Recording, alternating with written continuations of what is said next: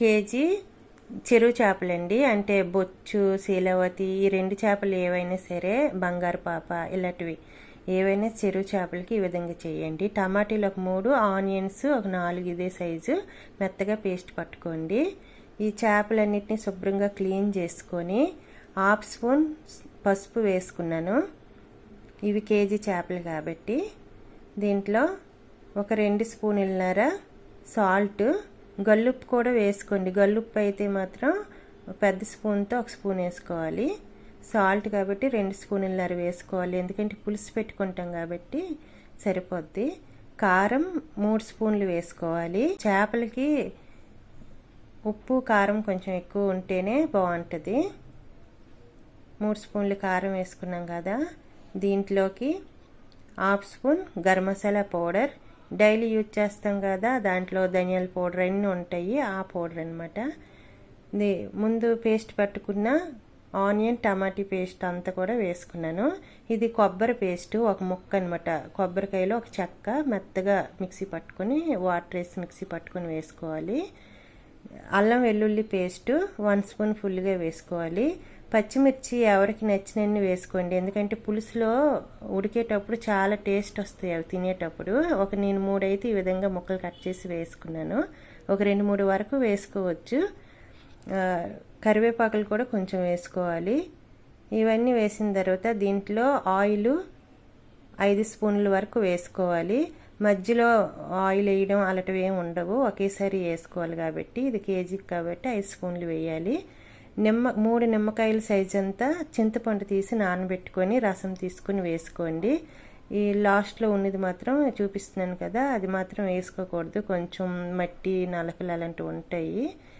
ఈ విధంగా వేసుకొని చేత్తో మాత్రమే మొత్తం కలుపుకోండి. ఈ కర్రీ మీకు నీసు వాసన రావడం అలాంటివి ఏమీ ఉండదండి ఉడికిన తర్వాత. ఇది కూడా నేను నేర్చుకొని మరీ చేసి చూపిస్తున్నాను, చాలా టేస్ట్గా ఉంది. ఈ మామూలు మనం మసాలాలు ఫ్రై చేసి ఏ విధంగా అయితే చేస్తామో అలాగే ఉంటుంది ఇది కూడా టేస్ట్. ఈ కర్రీ చిక్కగా ఉండకూడదు, ఇప్పుడు చూపించాను కదా అలా చిక్కగా ఉండకూడదు. అంటే మిగతా చింతపండులోని కొంచెం 1 గ్లాస్ వాటర్ వరకు వేసుకొని ఆ వాటర్ మొత్తం చింతపండు కొంచెం రసం తీసుకోవాలి.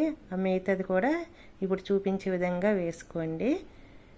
ఎందుకంటే ఇది ముందే చిక్కగా ఉంటే ఉడికేటప్పుడు ఇంకా చిక్కగా అయిపోద్ది. ఇలా పలచగా కొంచెం ఈ విధంగా పులుసులాగా ఉండాలి. ఇప్పుడు చేతితో మొత్తం కలుపుకొని అప్పుడు స్టవ్ మీద పెట్టుకోవాలన్నమాట. అది ఉడికేటప్పుడు చిక్కదనం వస్తుంది.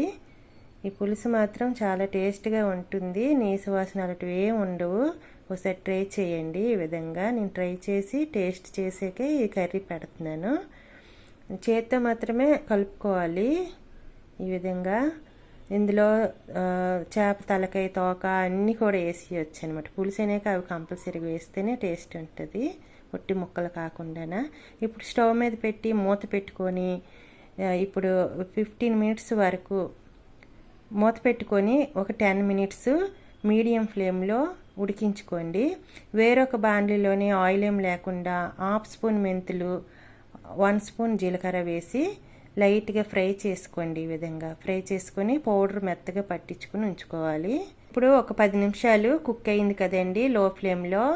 ఇది గరిటె ఏం పెట్టకూడదండి, కట్టర్తోనైనా సరే క్లాత్తోనైనా సరే ఈ బాండ్లీ పట్టుకొని ఈ విధంగా కదిపించండి. గరిటె పెట్టి కదిపిస్తే కనుక అంత ముక్కలు విడిపోతాయి.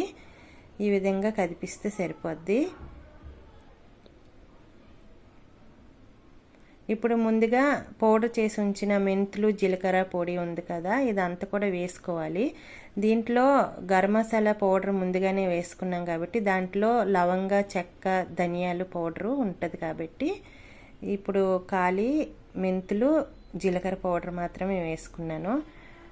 ఈ విధంగా లైట్గా ఇలా చేస్తే సరిపోద్ది. గరిటతో మొత్తం కలపకుండా లైట్గా ఈ విధంగా అంటే సరిపోద్ది. చేపల కర్రీకి గరిటెం పెడితే అన్నీ పేస్ట్ అయిపోతాయి కాబట్టి పెట్టకూడదు. మూత పెట్టి ఒక 5 మినిట్స్ కుక్ చేసుకుంటే లో ఫ్లేమ్లో అయిపోయినట్టేనండి. ఈ విధంగా కుక్ అయితే సరిపోద్ది. ఇలాగ పలచగానే ఉంటే టేస్ట్ బాగుంటుంది, మరీ చిక్కగా కాదు పలచగా కాదు ఇలా వస్తుంది. కొత్తిమీర వేసుకుంటే సరిపోద్ది. అవే చేపలు దాంట్లో 4 చేపలు ఉంచానండి. దీంట్లో హాఫ్ స్పూన్ కన్నా తక్కువ సాల్ట్ వేసుకోవాలి. మొత్తం 4 ముక్కలే కాబట్టి. కారం 1 స్పూన్ ఫుల్గా వేసుకుందాం. పసుపు హాఫ్ స్పూన్ వేసుకోండి. హాఫ్ స్పూన్ కన్నా కొంచెం వేసుకోండి పసుపు కూడా. Garam masala powder half spoon వేసుకోండి. దీంట్లో 2 స్పూన్ల ఆయిల్ వేసుకోవాలి. ఇవి 4 ముక్కలకే నేను చెప్తున్నాను కాబట్టి 2 స్పూన్ల ఆయిల్ వేసి ఇదంతా కూడా చేతితో మాత్రమే ఈ విధంగా బాగా పట్టించాలి. ఈ మసాలా అంతా. దీంట్లో అల్లం వెల్లుల్లి పేస్ట్ ఇవేం వేసుకోనమాట. ఎందుకంటే ఇలా కానీ గరం మసాలా పౌడర్ కంపల్సరీగా వేసుకోవాలి. వేసుకుంటేనే దాని టేస్ట్ బాగుంటుంది. ఇలా పట్టించిన తర్వాత పావుగంట పక్కన పట్టేయాలి మూత పెట్టి. రేకు పెట్టుకొని దానిపైన అట్ల రేకు పైన కొంచెం ఆయిల్ వేసుకోండి. ఒక 2 స్పూన్ల వరకు వేసుకొని ఈ విధంగా పేర్చేసుకోవాలి. లో ఫ్లేమ్లో మాత్రమే, స్టవ్ లో ఫ్లేమ్లో పెట్టి ఒక 5 నిమిషాలు ఈ విధంగా కుక్ అయిన తర్వాత ఇప్పుడు రెండో వైపు తిప్పాలి. ఇది నేను ఆయిల్ కళాయిలో పోసి ఇలా ఫ్రై చేయడం అలాంటివి చేయను.